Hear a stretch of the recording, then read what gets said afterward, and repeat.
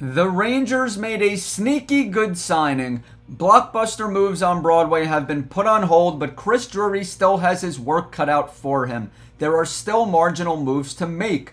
Will we see Mike Sullivan reunite with a former player on both of his Stanley Cup championship teams? I break it down here in just a moment on another sizzling edition of Rangers Digest.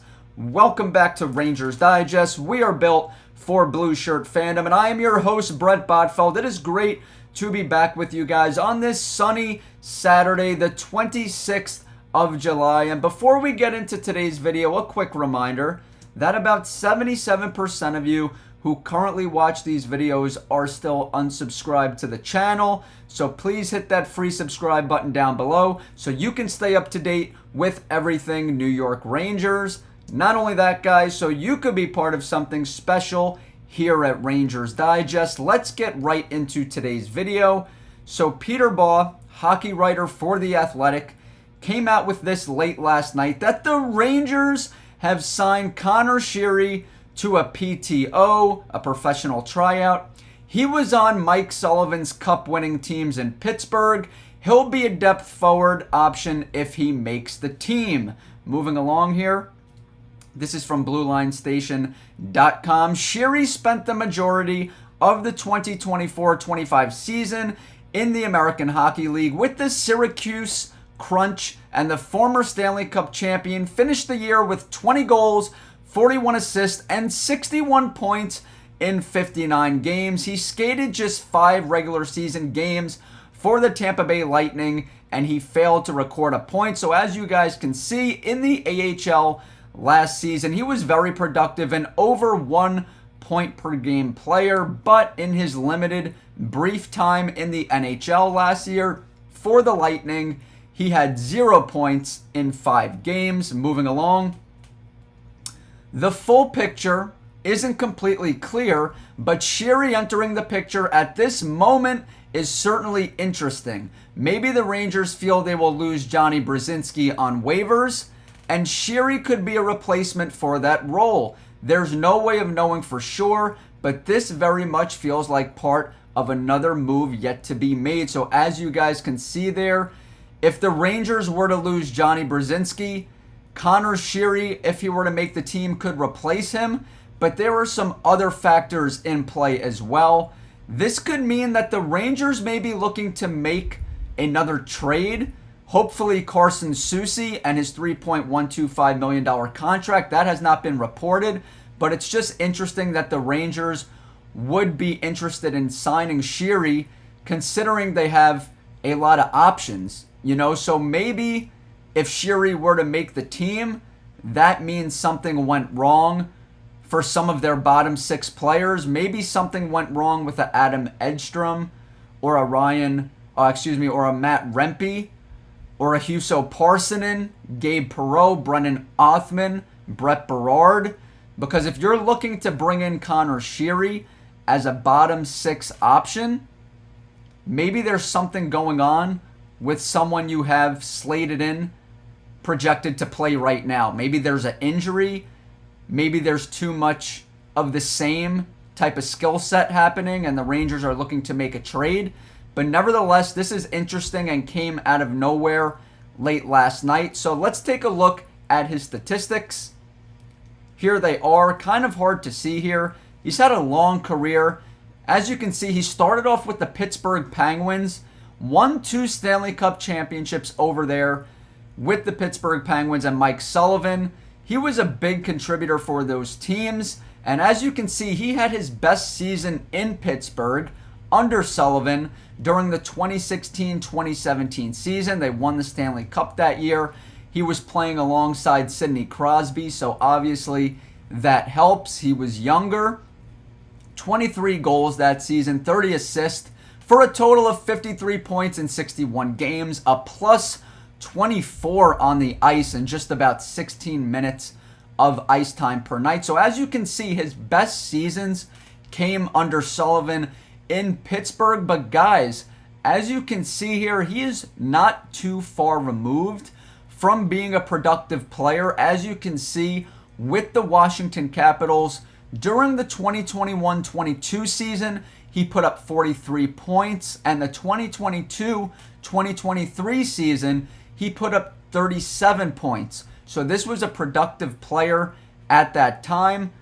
But something Rangers management needs to keep in mind is if you were to bring in a Connor Sheri, you're starting to rely too much on players that may not be too far removed from having successful seasons, but it's still been a few years since they've been productive. You talk about a Taylor Radish, you talk about a Huso Parssinen, now you talk about a Connor Sheri.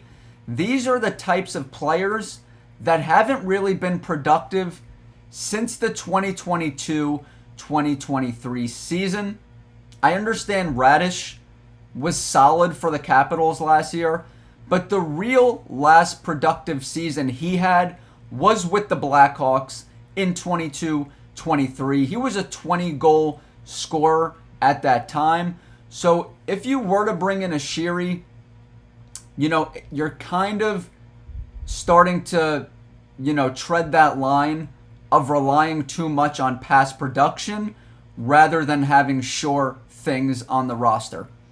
Nevertheless, it is still an interesting move because he does have that rapport with Mike Sullivan. He's got that championship DNA. And now let's get into the good and the bad when it comes to this player. So let's start off with the good. He's known for his speed. He's known for his aggressive forechecking, which Mike Sullivan loves. Mike Sullivan has been known to love aggressive forecheckers. I've said it time and time again here on the channel. I actually have a few Pittsburgh Penguin friends. Something else that he is good for is his playoff experience, guys. His playoff experience is huge. His championship pedigree would pay dividends for this Rangers team that is looking to get over the hump. He was not only on those championship teams, guys, but he was a huge contributor. Let's not forget Game 2 of the 2016 Stanley Cup against San Jose. He had that overtime game-winning goal. A huge momentum swing in that series. Not only that, guys, but he had an assist on the cup-clinching goal in Game 6 against San Jose. The goal that Chris Letang scored to put them up 3-1, put the game out of reach late. So he was a huge contributor during these postseason runs, and the Rangers can surely use some of that championship pedigree, some of that leadership that they lacked last season, obviously during that drama-filled debacle. So very interesting late signing last night. We'll see if he makes the team. It's a professional tryout. There's literally zero risk in offering him that. Now time will tell if he makes the team. But there is something else I want to get into here, folks. And let's talk about Chris Kreider. Let's talk about the shoulder check showcase that happened Thursday night. So Chris Kreider is still getting used to being a member of the Anaheim Ducks after the New York Rangers traded away their longest tenured player on June 12th. A number of Rangers fans used the shoulder check showcase in Stamford, Connecticut on Thursday night as a chance to say goodbye to Kreider. The 34-year-old forward also used the third annual event to bid farewell to some of the fans who cheered him during his 13 seasons with the Blue Shirts.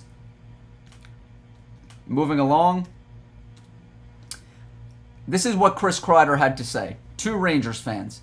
A lot of kindness, a lot of appreciation, a lot of gratitude, and that goes both ways, said Kreider, whose 326 goals with the Rangers are third in team history. Super lucky to have experienced what I experienced, something that's always going to be near and dear to me, and a massive part of that is obviously the fan base. That's what makes the Rangers so special, right? So as you can see here, Chris Kreider got a chance to say goodbye to New York Rangers fans in Connecticut on Thursday night. And this is an all-time great player. Many fans believe he should have his jersey retired and put up there in the rafters. As you can see here, 326 goals with the Rangers, third in team history. And things went awry last season. He was injured. He was mentally broken after that trade memo put out by Chris Drury. Just a lot went wrong for Chris Kreider and the Rangers last season, and sort of gave up on the team, to be quite honest with you, last year. Didn't put in maximum effort, but nevertheless, when he comes back to Madison Square Garden as a member of the Ducks with Jacob Trouba, both of them will get a standing ovation. Not only that, but Chris Kreider will get an even bigger ovation because Rangers fans, despite what happened last year, love him, and they should. They should show him that appreciation. Can't forget Game 6 against Carolina, the hat trick. Fans were literally throwing hats on his lawn. But one last thing I want to get into here is a quote from Frank Vatrano regarding Chris Kreider. Here's what Vatrano had to say. He's going to come to a place where he's good buddies with me, Jacob Trouba, and Ryan Strome, he said. I think it's more laid back in California, where you can kind of fly under the radar. Great place to raise a family in the sunshine every day, so he is going to love it. And guys, I hope he does. Like I said, I wish him nothing but the best. You know, last year was the worst year of his career, 30 points. Like I said, he was injured, mentally injured as well. But we can't expect him to have that same type of year. He's going to be better. Do I think he'll be a 50-goal scorer again? No.